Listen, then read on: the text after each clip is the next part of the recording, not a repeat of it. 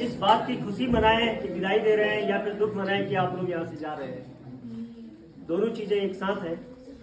लेकिन रिवाज है कि हर साल 12 की क्लास को यहाँ विदाई दी जाती है और अग्रिम शुभकामनाओं के साथ परीक्षा के लिए भेजा जाता है। ये क्षण एक कन्या की पिता की तरह होता है, जहां एक तरफ पिता इस बात से खुश रहता है कि बेटी का कन्यादान किया जा रहा है, अच्छी घर पे जा रही है, लेकिन इस बात का दुख रहता है कि लड़की हमारे घर को छोड़कर जा रही है। वही स्थिति हमारी भी है। तो जिस तरह से आप लोगों ने पिछले वर्ष आपसे सीनियर क्लास की विदाई दी थी, ठीक उसी तरह 11 के बच्चे आप लोगों को विदा कर रहे हैं और विदाई दे रहे हैं। इन्हीं 11 के बच्चों को शिकायत थी कि पिछली बार हमें यहाँ से भगा दिया गया था, और आज यही बच्चे आप लोगों को विदा कर रहे हैं। शायद यही शिकायत बाहर खड़े कुछ बच्चों को होगी और वो बच्चे भी आप लोगों को अगले साल विदा करेंगे। तो मैं आप लोगों को ये बताना चाहूँगा कि आगे आप लोगों की वास्तविक जिंदगी शुरू होने वाली है,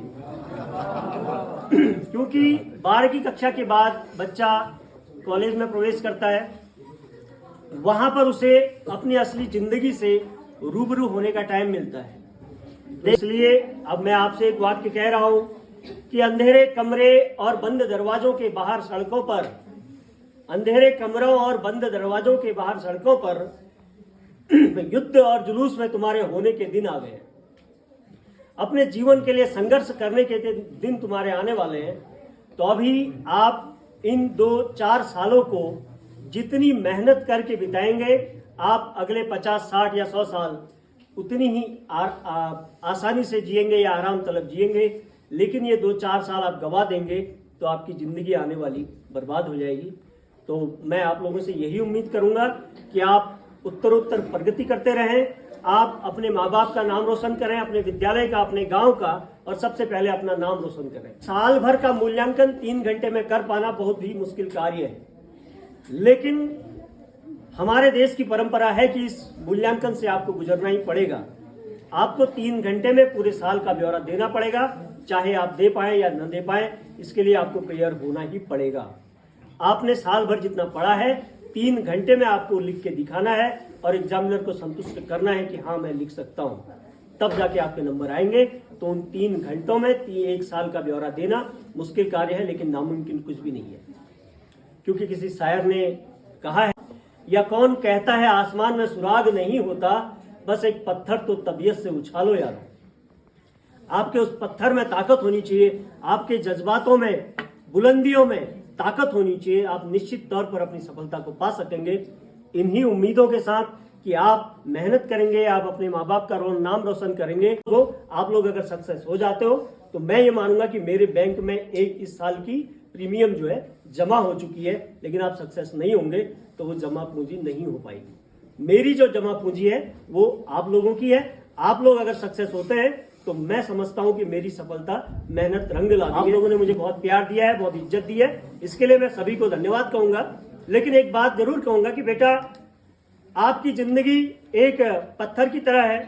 अगर जो पत्थर जो है मूर्ति बनता है तो उसमें कई छेनों से, हथौड़ों से वार किया जाता है। अगर वो पत्थर उस हथौड़े से और या उस छेनी के वार से नाराज हो जाता है, दर्द लगता है उसे, तो कभी मूर्ति नहीं बन पाएगा।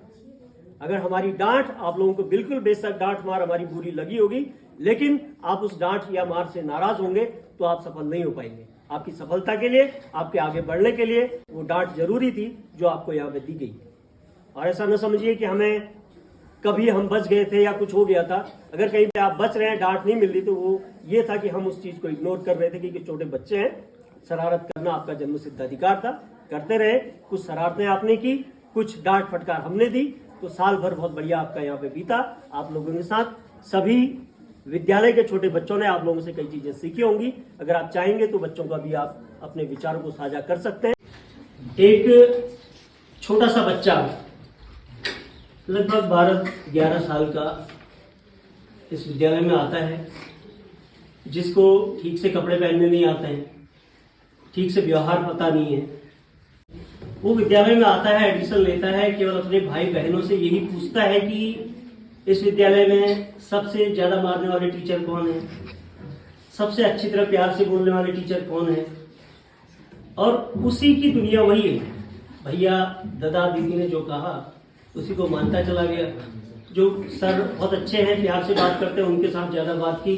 जो मारते हैं उनसे दूरी बनाए रखा, और धीरे धीरे वो बच्चा आज इतना बड़ा हो गया है कि इस विद्यालय से जा रहा है। ये क्षण, यही पल वास्तव में बहुत भावुक कर देने वाले पल होते हैं।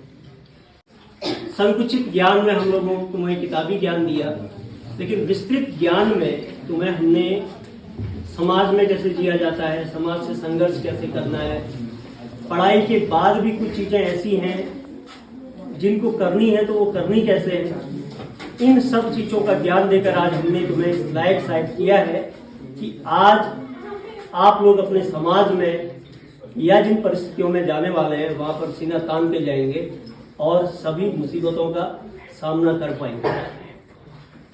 इस बात की हमें खुशी है कि आप लोग सभी लोग यहाँ से सक्षम होके जा रहे हैं। दुख इस बात का है कि आप लोग विद्यालय छोड़ के जा रहे हैं, और ये परिवर्तन समाज का नियम है। आगे बढ़ना है तो परिश्रम करना पड़ेगा, मेहनत करनी पड़ेगी और बदलाव लाने पड़ेंगे।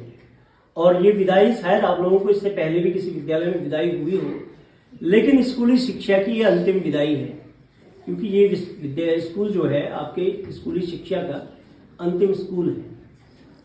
इन 7 वर्षों में कुछ बच्चों को हमसे नाराजगी हुई होगी, कुछ बच्चों को हमने मारा होगा, कुछ बच्चों को डांटा होगा, पीटा होगा। उस समय बेशक वो बच्चे सब नाराज हुए होंगे, लेकिन इसके बहुत दूरगामी परिणाम होंगे। आपने कभी कुम्हार को बर्तन बनाते हुए देखा होगा। कुम्हार जानते हैं, मिट्टी के जो बर्तन बनाते हैं, वो अपनी मिट्टी को ठीक करने के लिए बार बार एक डंडे से उसे पीटता है, लेकिन उसका एक हाथ उस मिट्टी के नीचे रहता है कि कहीं मेरी मिट्टी अंदर से टूट न जाए। सेम यही स्थिति हम टीचर्स की होती है। हम तुम्हें मारते हैं, पीटते हैं, लेकिन हमारे दिल में एक ऐसी जगह होती है जहाँ पर हमें लगता है कि हमारे मारने से, डांटने से ये बच्चा टूट न जाए, निराश न हो जाए। तो उसके बाद फिर हम तुम्हें समझा बुझाकर, बहला फुसला कर ये कार्य करते हैं। तो हमारी स्थिति सेम कुम्हार की तरह होती है। हमें बच्चे की चिंता भी है, और ये चिंता भी है कि हमारे मारने से कहीं टूट न जाए, तो एक सहलाने वाला हाथ भी तुम्हारे ऊपर रखना पड़ता है। तो वही स्थिति हम टीचर्स की है, और हमारी मिट्टी आज इस लायक हो गई है कि इतने सालों में तप कर इतनी मजबूत हो गई है कि आज स्कूली शिक्षा को लगभग छोड़ने की परिस्थिति में आ गई है, और आगे आपके संघर्षों की जिंदगी अब शुरू होने वाली है। क्योंकि मैंने कुछ दिन पहले कहा था कि विद्यालय शिक्षा के बाद आपका संघर्ष का दौर शुरू होता है। इन सब परिस्थितियों के लिए आपको तैयार रहना पड़ेगा। और सबसे बड़ी बात यह है कि आपको अभी स्कूली शिक्षा समाप्त करने के लिए बहुत ज़्यादा मेहनत करने की आवश्यकता है, और ऐसा भी संभव नहीं है कि आप कोई चीज़ मेहनत करें और पा नहीं सकते।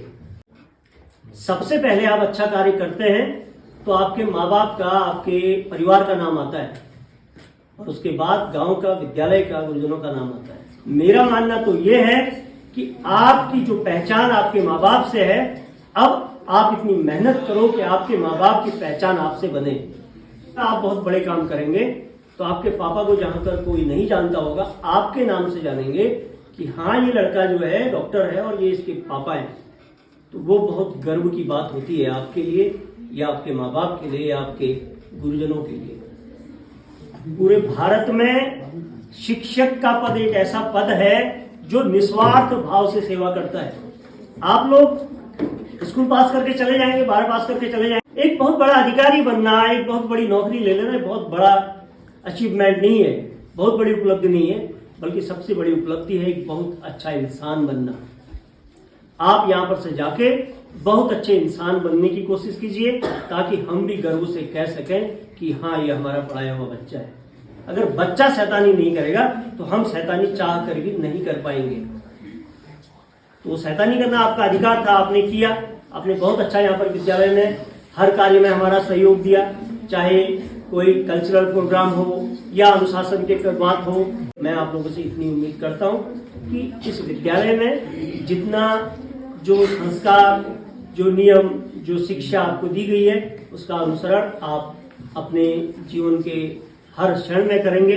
हर बच्चे का पढ़ने का तरीका अलग अलग होता है। आप अपने तरीके से पढ़ें, आप अपने घर का, अपने माँ बाप का, अपने गांव का, विद्यालय का, हम सभी का नाम रोशन करें।